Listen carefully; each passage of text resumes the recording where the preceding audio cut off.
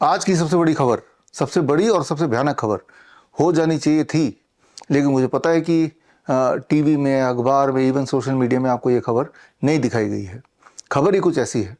सीधे खबर पे चलते हैं। खबर ये है, आज 20 नवंबर है, कल की बात मैं कर रहा हूँ। 19 नवंबर को एक अपडेट आया। सीडीसी ने मजबूरी में एक अपडेट किया। सीडीसी का मतलब सेंटर फॉर डिजीज कंट्रोल। पूरे दुनिया का जो एलोपैथी सिस्टम है उसका जो गॉडफादर है वो सीडीसी मान सकते हैं, यानी कि भारत भी सीडीसी में जो आ गया उसी को फॉलो करता है, ये मान सकते हैं, और वही चलाता है। तो सीडीसी में आया, जो आप देखेंगे ऑटिज्म एंड वैक्सीन पे ये नया अपडेट आया। ऑटिज्म एंड वैक्सीन पे उन्होंने कल की डेट में अपडेट किया।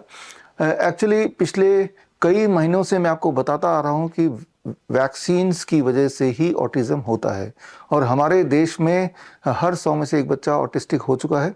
आफ्टर ऑल 24, 25, इवन 30 वैक्सीन्स बच्चों को लगाई जाने जा रही हैं, जबकि याद कीजिए मेरे उम्र के लोग उस वक्त 3-4 वैक्सीन लगते थे।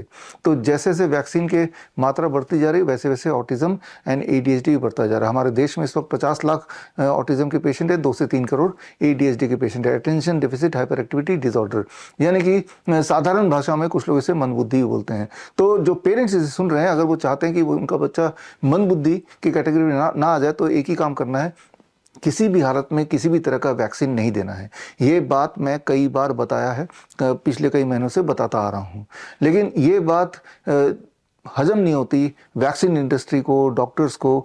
22 सितंबर 2025 में ट्रंप ने प्रेस कॉन्फ्रेंस करके जब ये बताया कि वैक्सीन्स की वजह से ही ऑटिज्म होता है, तो ट्रंप को बहुत सारा क्रिटिसिज्म झेलना पड़ा पूरे दुनिया में। जैसा आप देख रहे हैं, रिपोर्ट्स आने लगी कि ट्रंप ने जो बोला वो अनसाइंटिफिक है, एविडेंस बेस्ड नहीं है, और ऐसा कुछ नहीं है, वैक्सीन इज सेफ, इस तरह के न्यूज़ आने लगे। भारत में भी ये न्यूज़ आए। ट्रंप के बयान को खंडित करते हुए ये न्यूज़ आया कि ट्रंप ने जो बोला there is no scientific evidence of it. लेकिन असलियत ये है कि वैक्सीन से ही ऑटिज्म होता है, एडीएचडी होता है। इसका एविडेंस का इतना बड़ा भंडार है, इतना बड़ा समुंदर है कि उस सारे एविडेंस को देखते हुए, हजारों हजारों एविडेंस को देखते हुए, सीडीसी को फाइनली कल 19 नवंबर को ये मानना पड़ा और ये डालना पड़ा कि हाँ, वैक्सीन और ऑटिज्म का कनेक्शन है। और आगे अगर आप देखें, the claim vaccine do not cause autism is not an evidence based claim because the study have not ruled out the possibility that infant vaccine causes autism.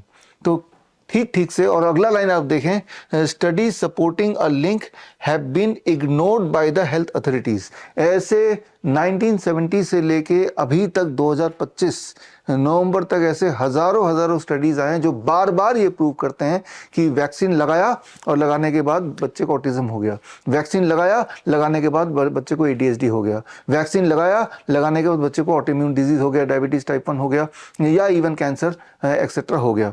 तो ये सारे स्टडीज हैं, लेकिन ये सारे स्टडी सिर्फ जर्नल तक ही हैं, और वो मेन स्ट्रीम मीडिया में नहीं आते, इवन सोशल मीडिया में भी नहीं आते।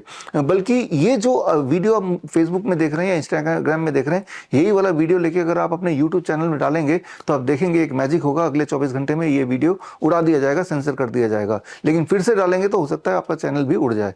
तो पूरी तरह से इस न्यूज़ को दबाया जा रहा है लगातार, क्योंकि वैक्सीन इंडस्ट्री खतरे पर आ जाएगी अगर लोग जागरूक हो जाएंगे, लोगों को पता चल जाएगा। ज़रा सोच के देखिए, कौन पेरेंट ये चाहेंगे कि उनका बच्चा ऑटिस्टिक पैदा हो जाए या ऑटिस्टिक हो जाए या एडीएचडी का शिकार हो जाए, मंदबुद्धि बन जाए, स्पेशल स्कूल में डालना पड़े और जीवन भर उन पे निर्भर रहे, कोई भी काम इंडिपेंडेंट ना कर पाए? कौन चाहेगा? सोशल सेटिंग फिट ना बैठ पाए, कौन चाहेगा? कोई भी नहीं चाहेगा। लेकिन एक भ्रम फैलाया गया है वैक्सीन इंडस्ट्री के माध्यम से, एलोपैथिक लॉबी के माध्यम से, कि वैक्सीन आर सेफ। और इस की वजह से आप देख रहे हैं कि जो ज़्यादा पढ़े लिखे लोग हैं वो वैक्सीन बच्चों को लगाए जा रहे हैं, वैक्सीन लगाए जा रहे हैं। हो क्या रहा है, धीरे धीरे बच्चे की जो इंटेलेक्चुअल एबिलिटी वो खत्म हो रही है। लेकिन कई बार इंटेलेक्चुअल एबिलिटी इस हद तक खत्म हो जाती है कि वो ऑटिज्म की कैटेगरी में आ जाते हैं, एडीएचडी की कैटेगरी में आ जाते हैं।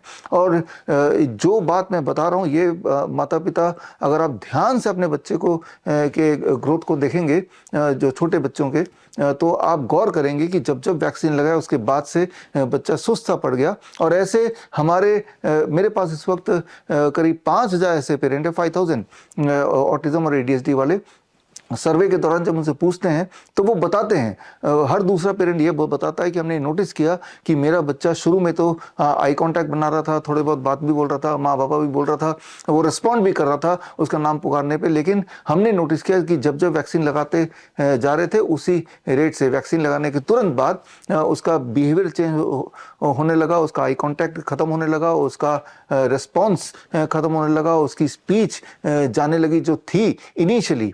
तो पेरेंट्स तो कनेक्ट कर पा रहे हैं, लेकिन ये जो कनेक्शन है, इस कनेक्शन को पेरेंट्स भी देख पा रहे हैं, इस कनेक्शन को जर्नल में भी कैद है, लेकिन ये आम मीडिया तक, आम पब्लिक तक मीडिया के माध्यम से नहीं जा रहा, बिकॉज मीडिया आज का आपको पता ही है टोटली बिका हुआ है, राइट। तो सीडीसी का जो आगे आप देखेंगे, जो बात मैंने अभी बताई, ये बात सिर्फ मैंने ऑब्जर्व नहीं किया, हमारे पेरेंट्स में 5000 फैमिलीज में, या उनके जब भी हमने सर्वे लिए, यही बात आप देखेंगे तो यहाँ पे भी लिखा है, approximately 1 in 2 surveyed parents of autistic children believe vaccine play a role in the child's autism.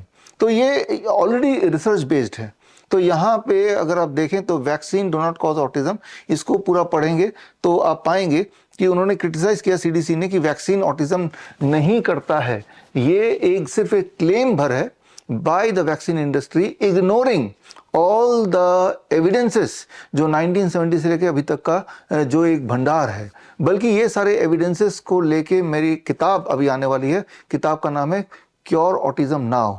ये किताब रिलीज होगी 30 नवंबर को, राजीव दीक्षित जयंती के दिन, और ना केवल ये किताब रिलीज होगी, और इस किताब के माध्यम से मैं पेश करूंगा हमारे 1001 ऑटिज्म और एडीएचडी के ऐसे बच्चे जो एक टाइम पे ऑटिज्म और एडीएचडी था, लेकिन हमसे मिलने के कुछ दिनों के अंदर उनका ऑटिज्म भी ठीक हो गया, उनका एडीएचडी भी ठीक हो गया, यानी कि उनका आई कांटेक्ट दोबारा एस्टेब्लिश हो गया, स्पीच आ गई, टो वॉकिंग गायब हो गई, रेस्पॉन्सिवनेस बढ़ गया, हाइपर एक्टिविटी कम हो गया, जो सारे क्लासिक सिम्टम्स थे वो धीरे धीरे वैनिश होने लगे बाय फॉलोइंग अ प्रोटोकॉल जिसको हम बोलते हैं can protocol, cure autism now protocol. ये होम बेस्ड टेक्निक है जिसमें वो पेरेंट्स को अपने बच्चों को हमारे पास से हमारे हॉस्पिटल या क्लिनिक लाने की जरूरत नहीं होती है, अपने घर में बैठ के ही फ्री में, मुफ्त में जो बातें हम बताते जा रहे हैं सुबह से शाम तक, बच्चे के डाइट में, बच्चे के लाइफस्टाइल में क्या डालना है और क्या नहीं डालना है। क्या नहीं डालने में बड़ी सिंपल बातें हैं, एंटीबायोटिक्स, एंटीपायरेटिक, एंटीवायरल, इस तरह के कफ सिरप वगैरह ये बिल्कुल नहीं देना है, नंबर 1। नंबर 2, अब और वैक्सीन नहीं देने, जो बहुत छोटे बच्चे इनके वैक्सीन का शेड्यूल खत्म नहीं हुआ, don't give any more vaccine. Number 3, all kind of stimulants जो बच्चे को देते हैं फास्ट फूड के नाम पे, वो नहीं देना है। नंबर 4, जो इलेक्ट्रोमैग्नेटिक फील्ड एक्सपोजर मोबाइल के माध्यम से, आईपैड के माध्यम से, उसको मिनिमाइज करना है, राइट। और number 5, all kind of animal protein. Animal protein कहाँ होता है? डेयरी प्रोडक्ट में, नॉनवेज में होता है, या ग्लूटेन जैसे व्हीट, राइट। इन सबको डिस्कार्ड करना है, कम करना है। और कैन प्रोटोकॉल फॉलो करना है, मतलब जिसमें नीम थेरेपी है, डीआईपी राइट है, ग्राउंडिंग है, सनशाइन है, अम्ली फर्मेंटेड ड्रिंक है जो कि घर पे ही बनाना है। जब पेरेंट्स डूज एंड डोंट्स को फॉलो करते हैं तो magically with in 3-4 days to 7 days they start seeing the child is recovering. और ऐसे ही 1001 बच्चे के रिपोर्ट्स के साथ, एविडेंसेस के साथ 30 नवंबर को दिल्ली में हम एक कार्यक्रम कर रहे हैं। इस कार्यक्रम का आप भी हिस्सा बनिए। आप हिस्सा बनने के लिए आपको हमारे कार्यक्रम, हमारे वेन्यू तक आने की आवश्यकता नहीं है। जो स्क्रीन पे दिया हुआ लिंक है coronakaal.tv में 11 बजे लाइव होगा। और जो बच्चे ठीक हुए ऑटिज्म से, एडीएचडी से, पूरी तरह से हमारा कैन प्रोटोकॉल फॉलो करके, उनमें से काफी सारे बच्चे अपने पेरेंट्स के साथ वहां पे मौजूद होंगे, जो स्टेज पे आके अपनी अपनी कहानियां बताएंगे, अपने पहले के स्टेटस, सारे एविडेंसेस के साथ। और अभी कैसे हैं वो तो सामने दिखेगा ही, बिकॉज वो बच्चे खुद ही स्टेज पे होंगे, माइक ही उनके हाथ में होगा। तो जरा सोच के देखिए, एक बच्चा जो एक टाइम तक ऑटिस्टिक था, आज उसके हाथ में mic and he has become normal. तो बोलने का मतलब ये है कि ऑटिज्म को अगर रोकना चाहते हैं तो वैक्सीन लगाना बंद करना होगा। और जिनको अभी भी लगता है कि नहीं नहीं वैक्सीन लगाना जरूरी है, बीमारियों से बचाने के लिए, वैक्सीन से ऑटिज्म नहीं होता है, तो खैर मैं बोलना चाहता हूं कि 30 नवंबर का वेट कीजिए। मेरी बुक क्योर ऑटिज्म नाउ, एक बार उसको पढ़ लीजिए और पढ़ने के बाद फिर फैसला कीजिए कि अपने बच्चे को खतरनाक डेडली वैक्सीन देना है या नहीं देना है। अगर आपको मेरी बात पे थोड़ा भी शक आ रहा है तो ये जो रिसर्च पेपर है, ये जो सीडीसी का जो अपना पेज है, centre for disease control, government of US का, इस पेज का लिंक आप स्क्रीन पे दी हुई लिंक में जाके देख सकते हैं। अब खुद ही पढ़िए, पढ़ने के बाद वही डॉक्टर के पास जाइए जिस डॉक्टर ने बच्चे को वैक्सीन लगाने बोला या लगाया था कि भाई ये क्या है, राइट। तो आप को थोड़ा थोड़ा पता लगेगा कि किस तरह से आपको बहका के आपके हेल्दी बच्चे को एक न्यूरो डेवलपमेंटल डिजीज की तरफ धकेला जा रहा है।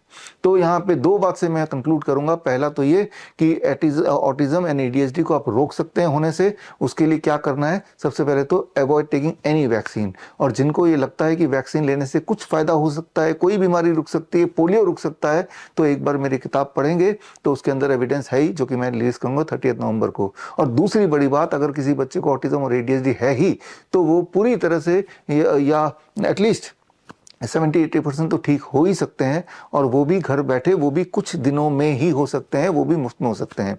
तो ऐसे बच्चों के पेरेंट्स अगर सुन रहे हैं मुझे, तो स्क्रीन पे दिया हुआ लिंक bishrup.com/autism में जाके आपको सिर्फ एक फॉर्म भरना है। उस फॉर्म में आप अपने बच्चे के सिम्टम्स लिख देंगे, जो जो हमारे सवाल है उसको भर देंगे। तो हमारी जो ऑटिज्म की टीम है, ऑटिज्म की डॉक्टर्स की एक स्पेशल टीम है, वो आपको कॉन्टैक्ट करेगी और आपको गाइडलाइन देगी कि आपके बच्चे को क्या करना है, कैसे करना है, कब करना है, क्यों करना है, किस प्रकार करना है। वो बदलाव करते जाएंगे, आप वो बदलाव में, बच्चे में क्या बदलाव आ रहा है वो रिपोर्ट करते जाएंगे।